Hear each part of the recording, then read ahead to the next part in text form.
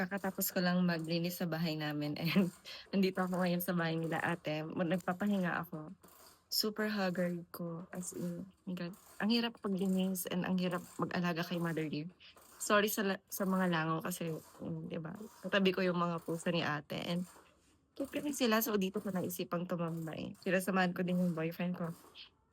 And nakakalungkot lang isipin na alam mo yun sa lahat ng sacrifices mo, ng hirap mo, sa mother mo, may mga nasasabi at nasasabi pa rin talaga yung mga ibang tao.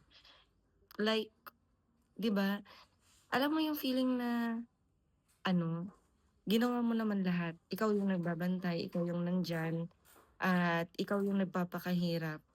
Pero 'pag nakakita sila ng konting mali sa'yo, itsitsismis ka nila. Pero 'pag kaharap mo sila, ang bait-bait nila sa'yo. Tapos ang sakit lang kasi tsismis ka nila para siraan ka sa ibang tao. Then para hindi ikaw yung panigan, although ikaw naman yung naghihirap na nag-aalaga at nagbabantay. 'Di ba hindi nila nakikita yung hirap na ginagawa mo. Ako nga, student pa lang ako. Pumapasok ako as a college student sa ISU and actually ang pagiging college student super hirap talaga. And yun nga pagkauwi ko, nai-stress pa ako kay mother, 'di ba? Pero instead na may stress, minsan dinadaan ko na lang din talaga sa tawa.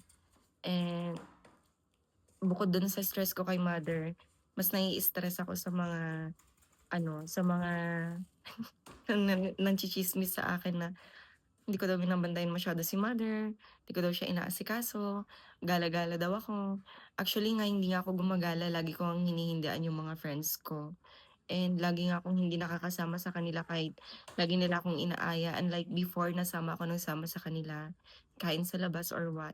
Kasi nga, alam ko din yung responsibility ko. Pero kahit papaano, tao din kasi ako. So may, alam mo yun, need ko din mag-unwind saglit. Need ko din mag-rest. Okay, hindi naman ako robot. Buti sana kung binibigyan ninyo ako ng pera, yung mga nangchichismis sa akin, 'di ba? Buti sana kung binibigyan nila ako ng pera. At buti sana kung bilyon-bilyon or milyon-milyon yung binibigay nilang pera sa akin at go lang kahit itsismis nila ako, kahit diyan ako mag-stay sa bahay namin, 'di ba? Kahit samahan ko na lagi si mother. Wala naman, hindi naman nila ako binibigyan ng mga gano'n. So, bakit pa ako makikinig sa kanila?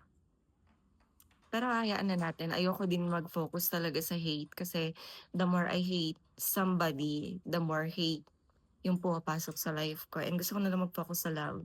Pinapakita ko na lang yung love, compassion ko sa mother ko. Yun lang naman yung mahalaga.